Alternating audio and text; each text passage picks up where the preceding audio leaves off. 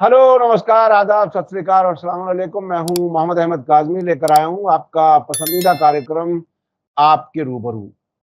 अब खबर आ गई कि प्रधानमंत्री नरेंद्र मोदी जी मेडिटेशन के लिए 45 घंटे के लिए चले गए हैं कन्याकुमारी। दूसरी तरफ खबरें ये आ रही हैं कि राहुल गांधी ने कहा है कि सरकार हमारी बन रही है। और एक अजीब सी सिचुएशन है। कुछ लोग अब भी बात करते करते, सब कुछ सुनते समझते कह देते हैं कि आएंगे तो मोदी जी ही, आएगी तो बीजेपी की ही सरकार। आखिरी मरहला बाकी है। 1 जून को यानी कल सैटरडे में वोटिंग होने जा रही है आखिरी मरहले की। क्या कुछ होने वाला है, देश जिसे कहते हैं गर्भ में क्या है, ये बताना बड़ा मुश्किल है। लेकिन ऐसे वक्त में हम बात कर रहे हैं राम पुनियानी जी से।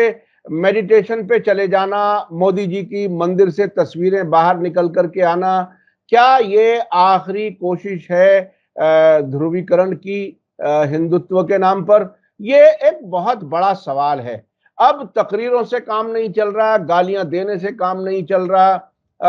कुछ कुछ कुछ जब हाथ में नहीं रहा तो मंदिर में जाकर के तस्वीरें छपवानी शुरू कर दी। कुछ लोगों का कहना है कि ये भी एक तरह से इलेक्शन कैंपेन का ही हिस्सा है। राम पुनियानी जी, वेलकम है आपका। आप अब से पहले बहुत सी बातें कहते रहे हैं। मैं खास तौर पर जब भारत जोड़ो यात्रा, भारत न्याय यात्रा, ये जब राहुल गांधी ने निकाली, तो उसके साथ साथ एक बहुत उम्मीदों की बातें आपने कही थी और अब तक भी आपने उम्मीद जताई है। मैं आगे बढ़ने से पहले बता दूं कि राम पुनियानी जी बहुत ही जाने माने लेखक हैं, साबिक प्रोफेसर हैं, बायोमेडिकल इंजीनियरिंग के, साबिक सीनियर मेडिकल ऑफिसर हैं आईआईटी बॉम्बे के, ह्यूमन राइट एक्टिविस्ट हैं। बहुत सी किताबें आपने लिखी हैं। इस वक्त प्रेसिडेंट हैं centre for study of society and secularism, और कई अवार्ड्स, जिसमें सबसे अहम award national communal harmony award 2007 का वो उनको मिला है। और बहुत सी किताबें हैं, दर्जनों किताबें हैं सांप्रदायिकता पर, हिंदू राष्ट्र पर, आरएसएस पर, और अपने जो मेडिकल साइंस है उस सिलसिले में भी बहुत सी किताबें आपने लिखी हैं। राम पुनियानी जी, अब आपको कैसा लग रहा है? चूंकि इस वक्त वेट एंड वॉच वाली हालत में देश है, हालांकि एक मरहला अभी बाकी है वोटिंग का, लेकिन ऐसा लगता है कि देश ने जो कुछ बताना था, जो कुछ कहना था, वो कह दिया। अब एक साहब चले गए मेडिटेशन में, मोदी जी, और दूसरी तरफ शायद जो नेता हैं वो कुछ आराम की सी हालत में है। लेकिन साथ साथ अपोजिशन के लीडर्स, खासतौर पर राहुल गांधी ने कहा है कि हमारे सभी लोगों को अलर्ट रहना चाहिए, काउंटिंग बूथ पर, काउंटिंग जहां होगी उस पर नजर रखने की बहुत जरूरत है। आप इस वक्त क्या, कहां महसूस कर रहे हैं, देश कहां पहुंचा है? देखिए, मैं इस बात से शुरू करूँगा कि एक तो मोदी जी अभी जो मेडिटेशन के लिए गए हैं, ये एक बहुत बड़ा एक चाल है। आपको याद होगा पहले केदारनाथ की गुफ़ा में भी वो इस प्रकार से गए थे और गुफ़ा के अंदर कितने कैमरे होंगे उसका अंदाज़ लगाना मुश्किल है। और अभी भी जो मेडिटेशन चल रहा है उसमें जो तस्वीरें मैं देख रहा हूँ, तो हर एक एंगल पे एक कैमरा लगा हुआ है। यानी किसी ने कहा कि भई मोदी हैं तो उनकी हर साँस में कैमरा रहता है। कैमरे के बगैर वो साँस भी नहीं लेते शायद। और ये एक विजुअल इफ़ेक्ट जनता पर दिखाने के लिए है, क्योंकि अभी कैंपेनिंग तो खत्म हो गया है, 4 तारीख को काउंटिंग है और 1 तारीख को आखिरी इलेक्शन है। तब तक तो वो और कुछ कर नहीं सकते। तो लोगों का ध्यान आकर्षित करने के लिए टीवी स्क्रीन पर बने रहने के लिए उन्होंने इस योजना के बारे में सोचा कि मैं अगर मेडिटेशन करूँगा का तो लोगों का ध्यान आएगा। आपको लगे हाथ बता दूँ कि उनका मेडिटेशन में वहाँ करीब 2000 पुलिस के लोग गार्ड खड़े हैं हम्म। और कितने कैमरे वाले होंगे वो अलग बात है और बाकी सिक्योरिटी वाले कितने होंगे वो अलग बात है।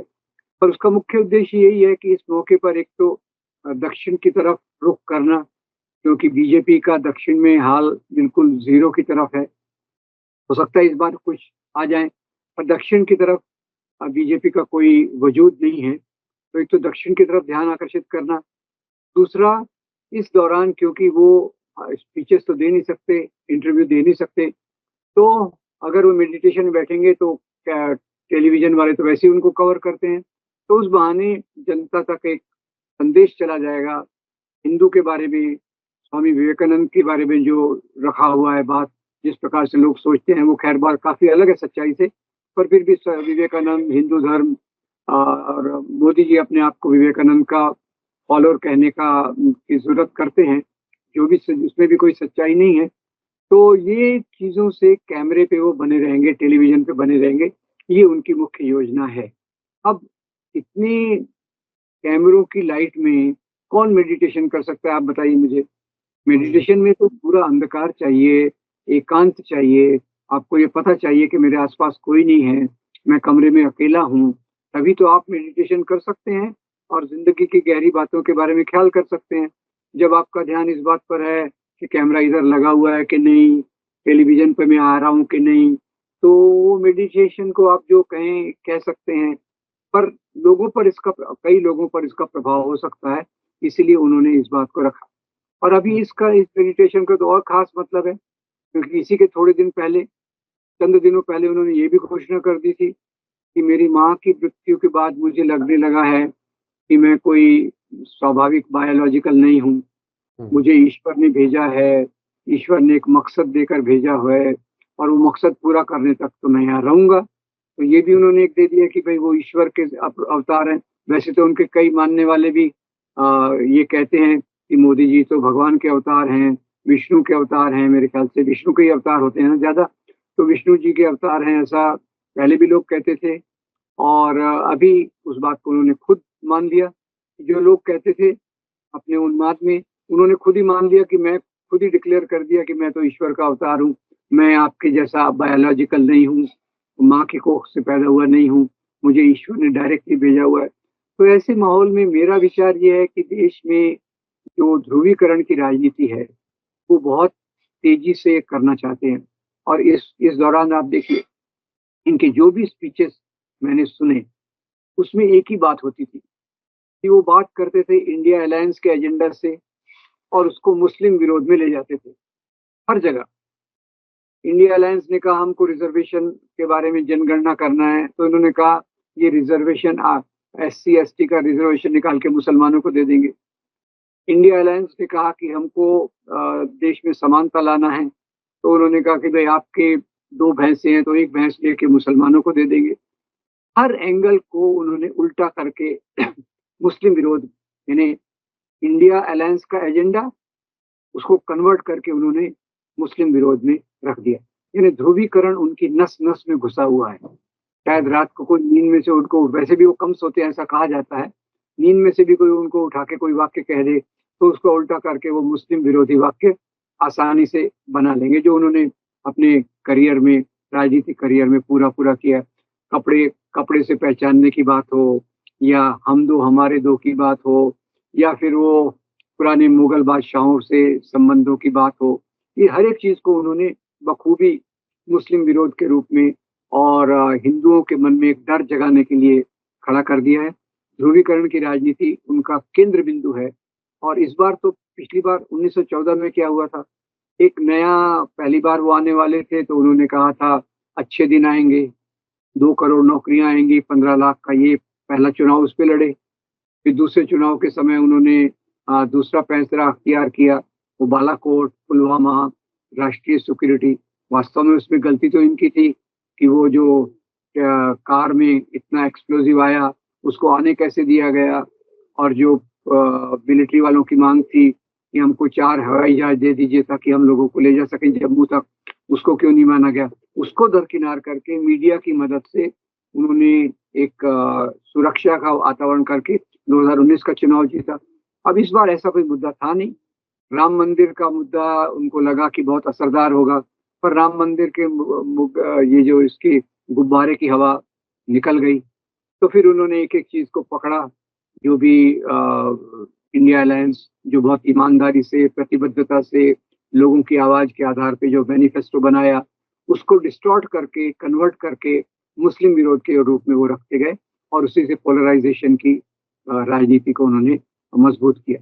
तो मुझे लगता है कि जैसे आप कह रहे हैं कि अभी 4 तारीख तो आने वाली है और 4 तारीख का सबको बेसब्री से इंतजार है, क्योंकि खुदा न खास्ता अगर फिर से ये पावर में आ गए तो जो देश ने एक लंबी यात्रा चालू की थी लोकतंत्र बनाने की, धर्मनिरपेक्ष समाज बनाने की, बराबरी का समाज बनाने की, वो सपने पूरे चूर-चूर हो जाएँगे। क्योंकि अगर ये फिर से सत्ता में आ गए, तो 5 साल में जो इन्होंने पिछले 10 साल में किया है, उसको और भी तेज़ी से करके बड़े पूंजीपतियों की जेबों को भरना, गरीब और गरीब होना, अमीर और अमीर होना और मुसलमान और क्रिश्चियंस को हाशिए पे डालना, ये जो प्रक्रिया है, उस प्रक्रिया को ये और एक भयंकर मोड़ दे सकते हैं, उस बात का मुझे डर है।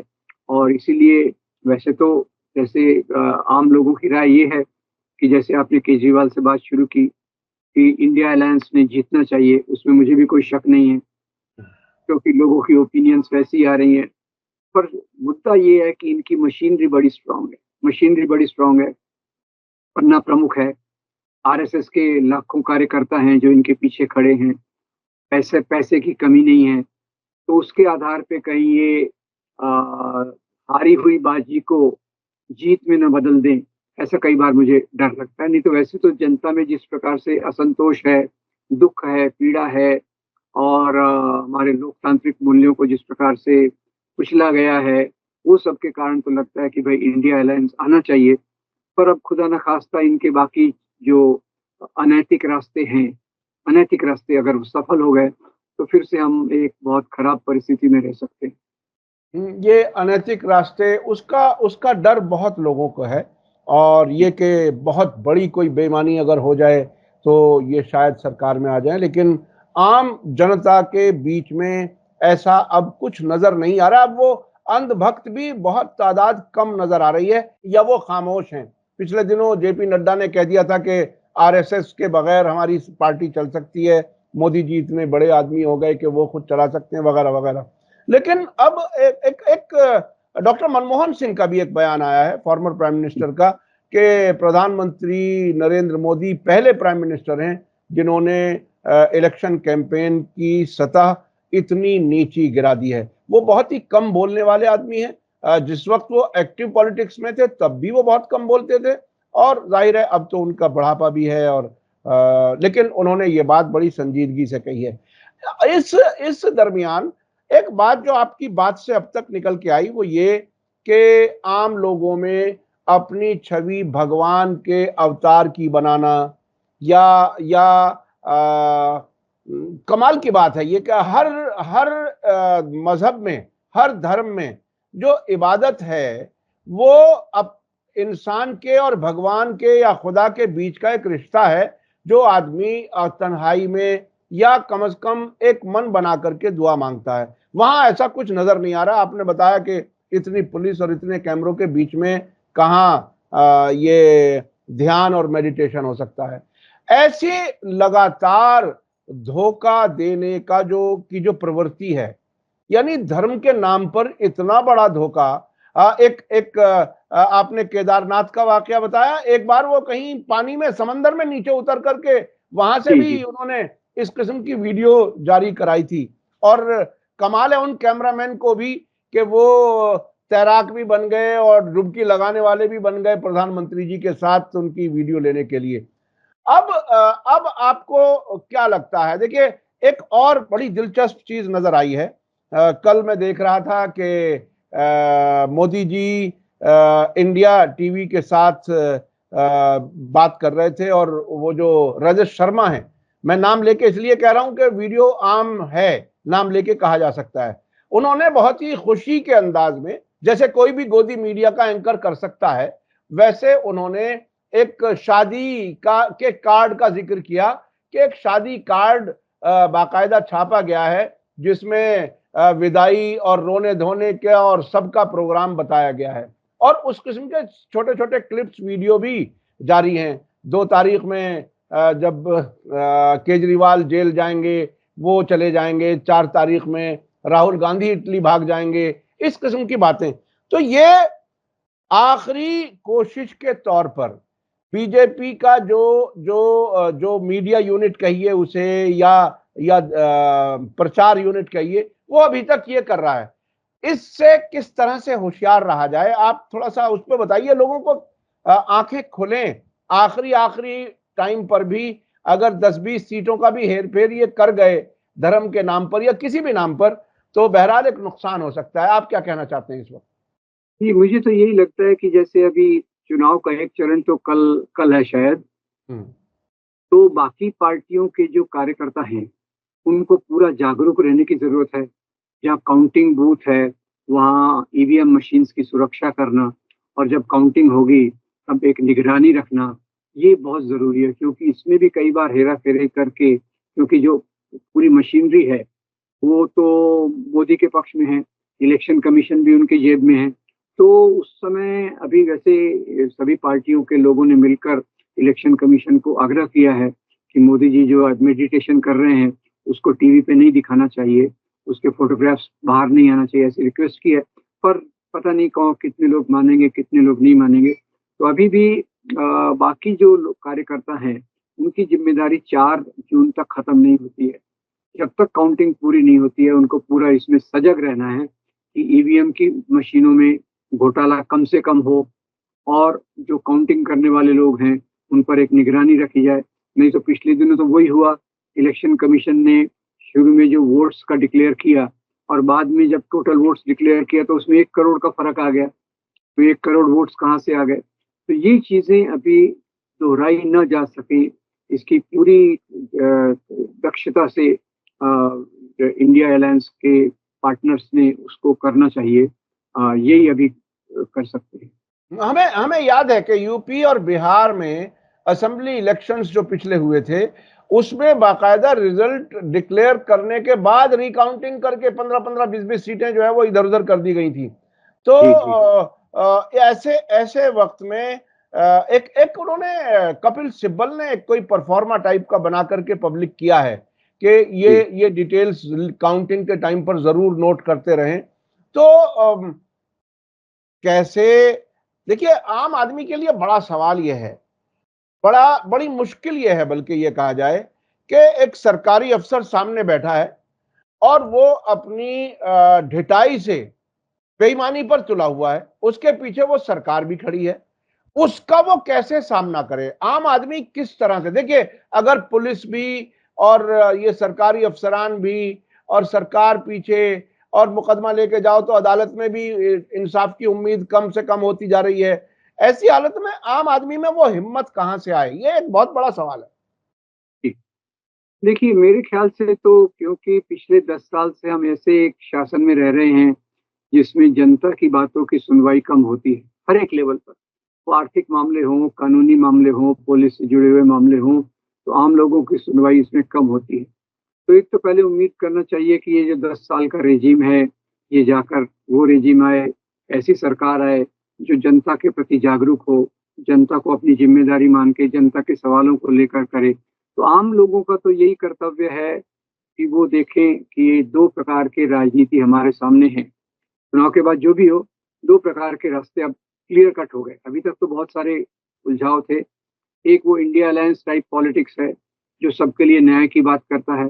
और दूसरी तरफ ये हिंदू राष्ट्र के मानने वाले लोग हैं, जो पूंजीपतियों को बढ़ावा देते हैं, गरीबी बढ़ने देते हैं और समाज में ध्रुवीकरण करते हैं। तो ये 2 रास्ते अभी क्लियर कट हो गए हैं। तो आम लोगों ने अपना रास्ता चुनना चाहिए। हमारा रास्ता वही है, जिसके कारण हमको आज़ादी मिली। हमारा रास्ता वही है, जो भारतीय संविधान में दिया है और उसके आधार पे जो धर्म के नाम पे सियासत कर रहे हैं, राजनीति कर रहे हैं, उनको पूरी तौर से सामाजिक तौर पे भी रिजेक्ट करना चाहिए और राजनीतिक तौर पे भी उनको कोई सपोर्ट नहीं देना चाहिए। तो मेरे ख्याल से हम एक अच्छे समाज की तरफ निश्चित रूप से जा सकते हैं। इस वक्त 4 जून के फौरन बाद अगर सरकार बदलती है तो एक बड़ा मरहला आएगा कि ये इंडिया अलायंस के लोग सरकार में हिस्सेदारी आपस में कैसे तय करते हैं। आपको जी, क्या लगता है कि राहुल गांधी ने जो अब तक मेच्योरिटी दिखाई है, अभी तक वो अपने आप को प्राइम मिनिस्टर नहीं कह रहे, अपनी पार्टी से किसी का भी नाम एज ए प्राइम मिनिस्टर उन्होंने अब तक भी जाहिर नहीं किया है। तो आपको क्या लगता है कि राहुल गांधी अब इतने पुख्ता और मैच्योर हो चुके हैं कि अब वो कोई भी दावेदारी उस तरह से नहीं करेंगे कि इंडिया अलायंस में ही कोई किसी तरह की टूट-फूट या आपसी टकराव जैसी कोई हालत हो सके। आपको क्या लगता है? देखिए, मैं इसमें पहले याद दिला दूँ, कल जयराम रमेश का एक स्टेटमेंट आया था कि इंडिया अलायंस में जिस पार्टी को ये सबसे ज़्यादा एमपी होंगे, नेतृत्व उसके हाथ में होगा। ये उनका स्टेटमेंट आया है। और जैसे आपने कहा, राहुल गांधी अभी इसमें इतने परिपक्व हो गए हैं कि इंडिया अलायंस की मजबूती बनाए रखने के लिए वो कितना भी त्याग करने के लिए तैयार हैं। और ये बात उन्होंने शुरू में ही कही थी जब अलायंस बन रहा था, तो उन्होंने कहा था अगर इसके लिए हमको कोई त्याग करना पड़े, तो हम वो त्याग करने के लिए तैयार हैं। तो अगर राहुल गांधी इस प्रकार की पोज़ीशन में हैं, तो निश्चित रूप से प्राइम मिनिस्टर कौन बनेगा, इसके बारे में जो कठिन सवाल है, उसका वो जवाब निश्चित रूप से ढूँढ लेंगे, क्योंकि उनकी परिपक्वता की अभी कोई सीमा नहीं। वो जानते हैं कि ये अलायंस को अच्छे से चलने देने में ही उसके साथ-साथ जो हिंदू राष्ट्रवाद की विचारधारा है, सामाजिक तौर पे, राजनीतिक तौर पे और जो समाज स्टेट अपैरेटस के अंदर घुस गई है, उसका पूरा मुकाबला करने के लिए और भी समर्थन की ज़रूरत है। तो राहुल गांधी की परिपक्वता पर मुझे बिल्कुल भी शक नहीं है। शक इसलिए नहीं है, कि एक तो उनकी जो समझदारी है हिंदू राष्ट्रवाद के खतरे के बारे में, वो बढ़ गई है। दूसरा, ये 2 यात्राओं के बाद ख़ास तौर से आम जनता के क्या सवाल हैं। वो कभी वर्कशॉप में काम करते हैं, कभी खेत में काम करते हैं, कभी मैकेनिक के साथ काम करते हैं और आम लोगों की बात सुनते हैं।